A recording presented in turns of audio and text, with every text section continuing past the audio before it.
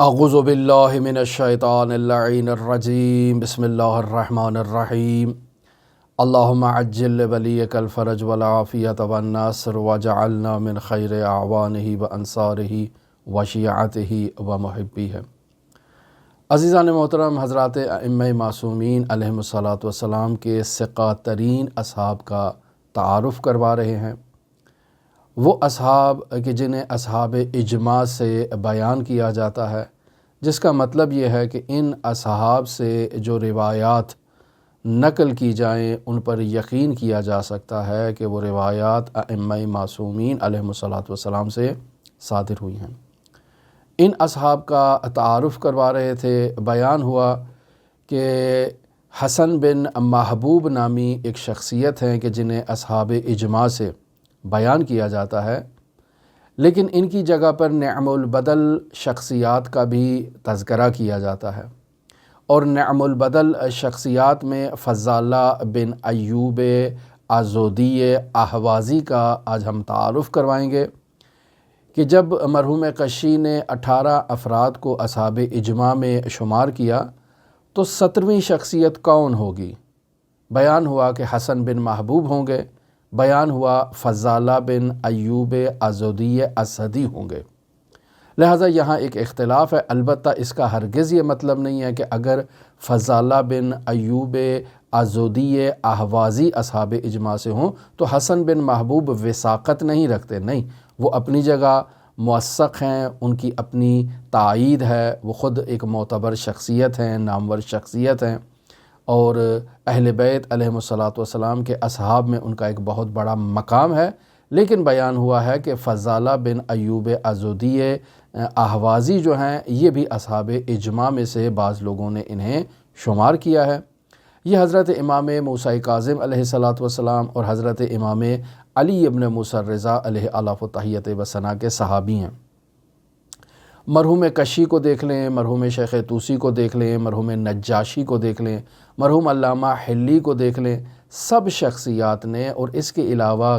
متقدم اور متأخر جو رجال کی شخصیات ہیں، سب نے فضالہ بن ایوب عضودی اہوازی کو ایک پختہ دین رکھنے والا شخص متعارف کروایا ہے۔ ائمہ معصومین میں امام موسیٰ کاظم اور امام علی رضا علیہ الصلاۃ والسلام کے اصحاب میں ثقہ شخصیت کے عنوان سے ان کا تعارف کروایا ہے۔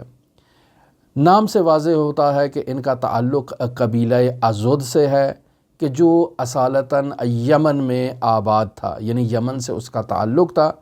لیکن اس قبیلے کے افراد جب دنیا کے مختلف نقاط میں پھیلے تو فضالہ کے جو والد ہیں یہ کوفہ میں آئے اور فضالہ کی ولادت جو ہے وہ کوفہ میں ہوئی، لہٰذا فضالہ کوفہ میں پیدا ہوئے اور قبیلہ عضد سے تعلق رکھتے ہیں، اور اب زندگی کے آخری ایام انہوں نے ایران کے شہر اہواز میں گزارے، تو اس اعتبار سے ان کا نام، جو نام فضالہ ہے، والد کا نام ایوب ہے، عضودی ان کا قبیلہ ہے، اور اہوازی جو ہے وہ اس وجہ سے مشہور ہیں چونکہ یہ اہواز میں آ کر زندگی بسر کی ہے انہوں نے اپنے آخری ایام، لیکن یہ کوفہ میں ان کی ولادت ہوتی ہے۔ پس بیان ہوا کہ اصحاب اجماع میں 17ویں شخصیت حسن بن محبوب ہے۔ اس حسن بن محبوب کی جگہ پر بعض شخصیات یوں بیان کرتے ہیں کہ حسن بن علی بن فضال یہ اصحاب اجماع میں سے ہیں، اور بعض شخصیات کہتے ہیں کہ نہیں، فضالہ بن ایوب عضودی اہوازی یہ اصحاب اجماع میں سے ہیں۔ البتہ اگر ہم ان تینوں شخصیات کو اصحاب اجماع میں شمار کریں تو اصحاب اجماع میں افراد کی تعداد زیادہ ہو جائے گی۔ اصحاب اجماع کے بارے میں ایک یہ نظریہ بھی پایا جاتا ہے کہ ان کے مراسیل در واقع مسانید کا درجہ رکھتے ہیں، اور یہ بعض فقہا کی رائے ہے، البتہ اتفاقی نظریہ نہیں ہے۔ لوٹتے ہیں فضالہ بن ایوب عضودی اہوازی کی طرف، تو عزیزان محترم، اس شخصیت کے مشائخ میں 48 افراد کا نام بیان کیا جاتا ہے کہ جن میں اگر مشہور اور معروف اصحاب کو دیکھا جائے تو جمیل بن دراج ہیں، معاویہ بن عمار ہیں، ابن مسکان ہیں، عبداللہ بن بقیر ہیں، عبداللہ بن سنان ہیں۔ یہ نہایت ہی نامور شخصیات ہیں جو ان 48 افراد میں جو فضالہ بن ایوب عضودی اہوازی کے مشائخ میں ہیں۔ اب اگر ان افراد کا تذکرہ کیا جائے کہ جنہوں نے فضالہ سے روایات کو نقل کیا ہے تو بیان کیا جاتا ہے کہ 15 افراد ایسے ہیں کہ جو فضالہ سے روایت کو نقل کرتے ہیں، پس در واقع وہ فضالہ کے شاگردوں کی فہرست میں شمار ہوں گے، جن میں نامور شخصیات علی بن مہزیار اہوازی ہیں، صفوان بن یحییٰ ہیں، محمد بن خالد برکی ہیں، احمد بن محمد بن خالد برکی ہیں، حسین بن سعید اہوازی ہیں، حسن بن سعید اہوازی ہیں، محمد بن ابی بکیر ہیں، اور اس طرح کی نامور شخصیات موجود ہیں۔ اب اگر روایات کا تذکرہ کیا جائے تو عزیزان محترم 1307 روایات فضالہ بن ایوب عضودی سے نقل ہوئی ہیں۔ مرحوم نجاشی رحمۃ اللہ علیہ بیان کرتے ہیں کہ کتب اربعہ میں 417 روایات ایسی ہیں جو فضالہ بن ایوب کے نام سے ہیں، اور تنہا فضالہ کے نام سے جو روایات ہیں وہ تقریباً 800 روایات ہیں۔ تو اس طرح سے یہ عدد بھی تقریباً 1200 کے قریب جا کر پڑتا ہے، بلکہ اس سے زائد۔ بس اس طرح سے عزیزان محترم فضالہ بن ایوب عضودی اہوازی حضرت امام موسیٰ کاظم علیہ السلام کے اور امام علی ابن موسیٰ رضا کے صحابی ہیں۔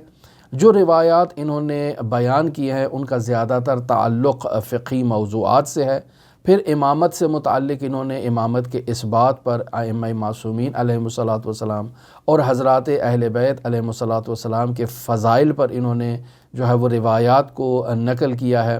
اور پھر جو فضائل اخلاقی ہیں، رذائل اخلاقی ہیں، انہوں نے بیان کیا ہے۔ ان سے جو کتابیں منسوب کی جاتی ہیں، مثلا کتاب الصلاۃ اور کتاب النوادر، یہ 2 کتابیں فضالہ بن ایوب عضودی اہوازی سے منسوب ہیں، اور ان کے انتقال سے متعلق عزیزان محترم 200 ہجری قمری سے 215 ہجری قمری تک بیان کیا جاتا ہے کہ ان کی تاریخ